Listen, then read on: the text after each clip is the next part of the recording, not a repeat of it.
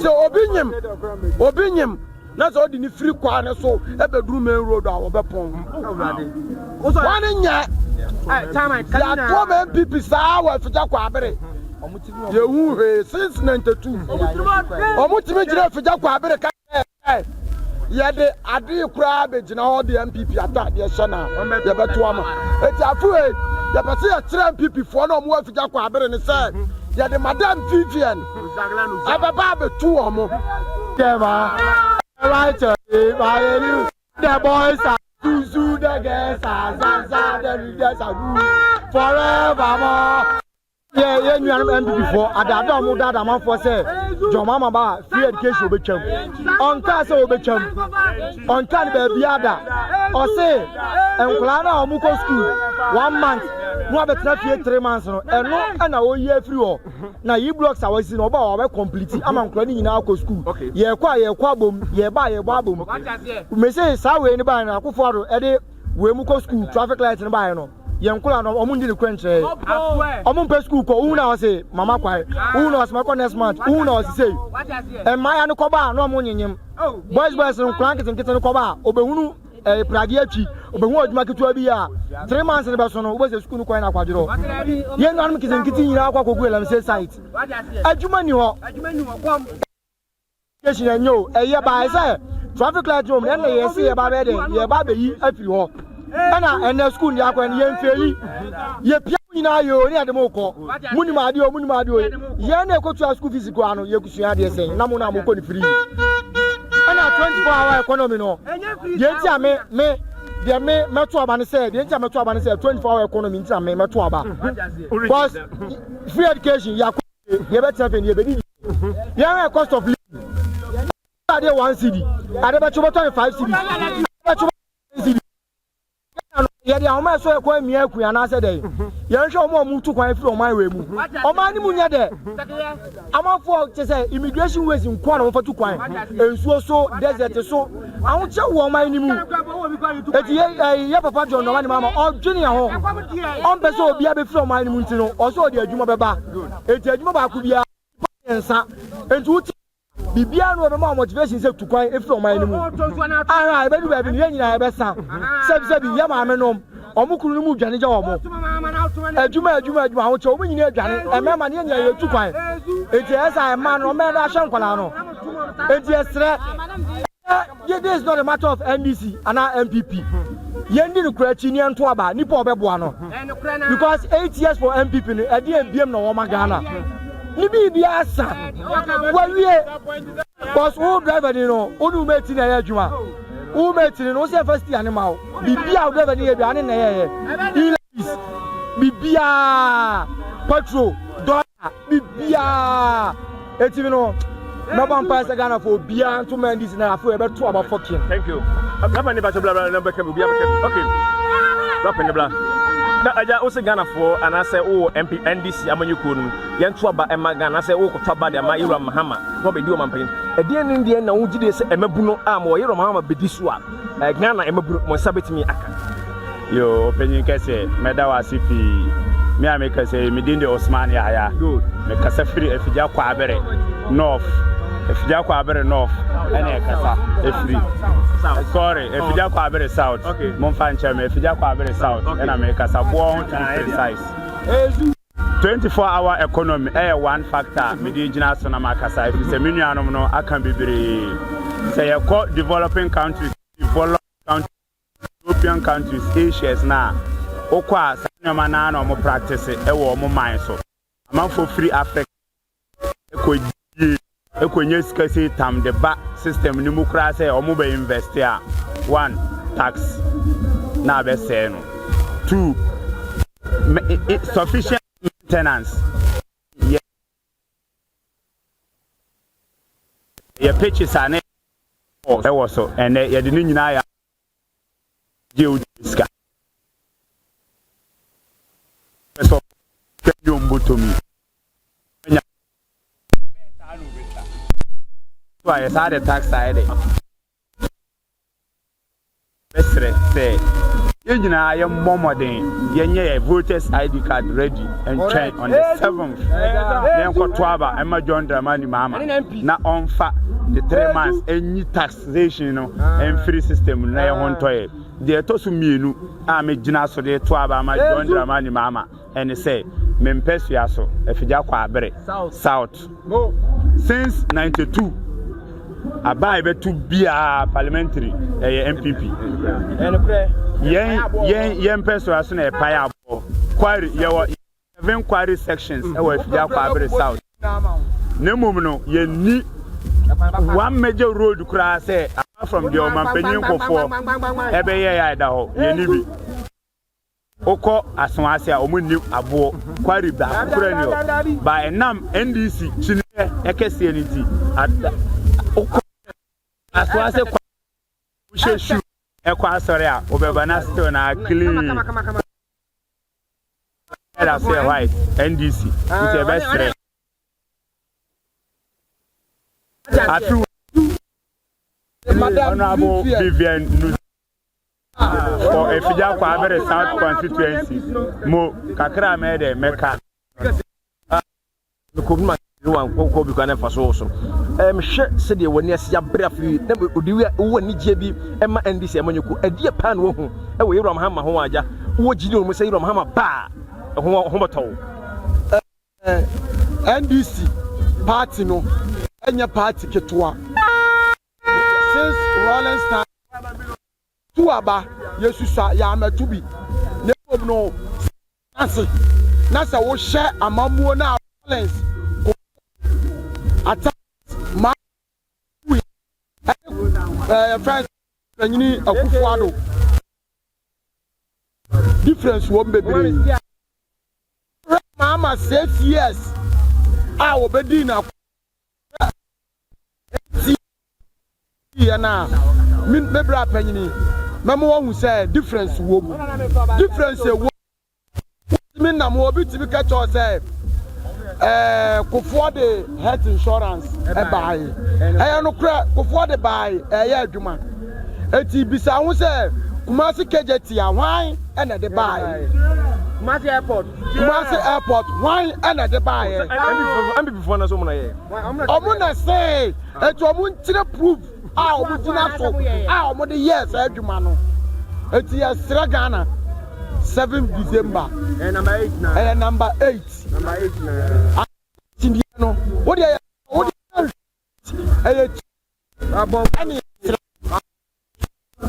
Ghana, you near break. Say, you better yaba ma John Dramani Mahama. Now I found into my perfra. Near Tosumianu, I am Miami district. I'm free. Me Afigya Kwabre South. Me bra penny di kan kasa. You know, Bubum Kunkumbia. Okay.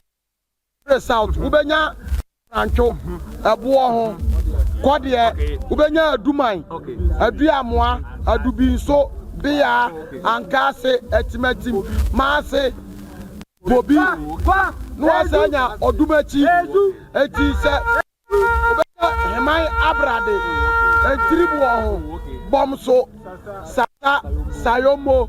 Ena hemai ena ejakobo ena apeja kodie na wo hwe yaya district ni mu a make say atamos time na ye DC e wo so no wo si can say wo si chip ye kesie e wo honom wantimi no I know. And no more water. It's a DC over MP and Sana Christian Dupoku, a DC. Ye beside say at the Afigya Kwabre South. What you mean, try so away South NDC. About the woman. Yeah,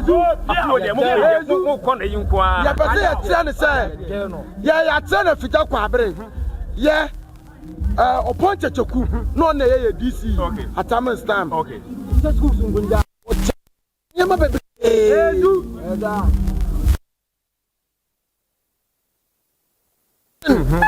modern granite, your KK, your blosa, your cast, your ESM. What is not those war? No more if you just want to point back or crying. So, Obinium, that's all the free corner. So, every room road our weapon. One in yet. Time I can't come and people sour for Jack Kwabre. You since 92. Omutimijira for Jack Kwabre. Yeah, the Adi crab, you know, the NPP attack the Shana, the Batuama. It's a fool. The Patia NPP for no more for Jack Kwabre and said, yeah, the Madame Vivian. Ababa 2 or more. Yeah, the Madame Vivian. Musagala Nuza, Obatampa, on the data. Afigya Kwabre for say, you to know more Afigya Kwabre. Almost support to Madame Vivian. Mamino or and thank you. NDC, I'm on your phone. Secretary for about December. Because man can be the fracas of my union, my Ghana for unity. Unia, Patromia, because I family Abdul Razak. You have a no south. Oh, okay. In the Mama. Okay. Min Kasabi Breed. A consumer council. Any penny said the German Patamu. Becca said the German crowd of Mokai. Now fat consume. Now go fat Yamiatum, Crassi, and Quanta Bani from the corner. Miss Unia, Urabeho. Wow. Now, a year honorable Adabo on the NPP for MP. But this almost 12 years. Or back on Yashi, only your own child, I could power, I have no south to the Amaye. Yeah. Young Casabi, one child. What the could Joe buy or the before Duke and Greek.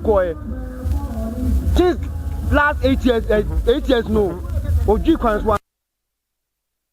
Only I say, I war all I say, or being not over pong. And a quantity. Man council, and now the chama walk around said, Kabudi Jai. And so, yes, when I call, yes, when I call the young Kasabi this year, and now, number 8. Tuma mama no.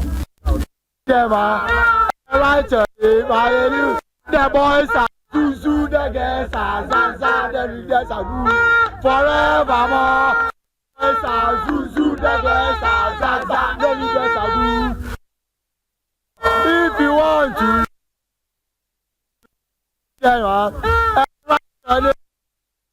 you want to just see there. Right, the boys are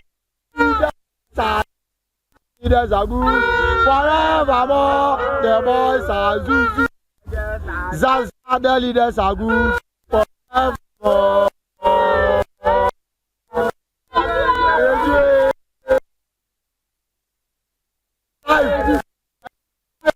A very big hello to all our lovely Taptap Send customers across the world. We appreciate you and we say a big thank you for supporting us and sticking with us all these years. You are the reason Taptap Send is there, and you would know that right now you are not able to use Taptap Send to send money to Ghana.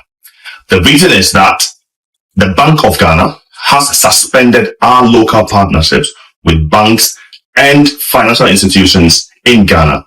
That means that we are not able to send your money to Ghana right now. This suspension is to do with the wallet product, which we Taptap Send launched in the UK and Europe. The wallet product is licensed by the regulators in the UK and Europe. It is legal and is totally compliant with all the regulations.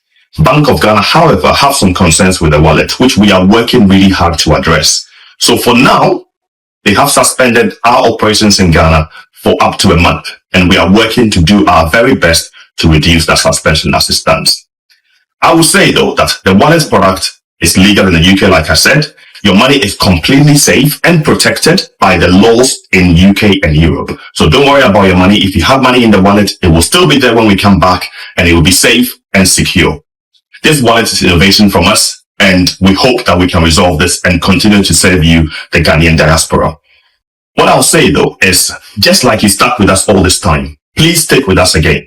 Don't send your money through others. Hold the money if you can and send it in December, because we are coming with big promotions. We are coming with big giveaways, and we are coming with good rates to allow you to send money to Ghana and have more money for your loved ones in Ghana. So please stay with us. Your love help us build Taptap Send to where it is right now. Your love and your support will continue to help us come back from these issues and continue to build Taptap Send. Thank you very much. We love you from all of the Ghana team. Please keep supporting us. We'll be back soon. Taptap Send. Papa no no.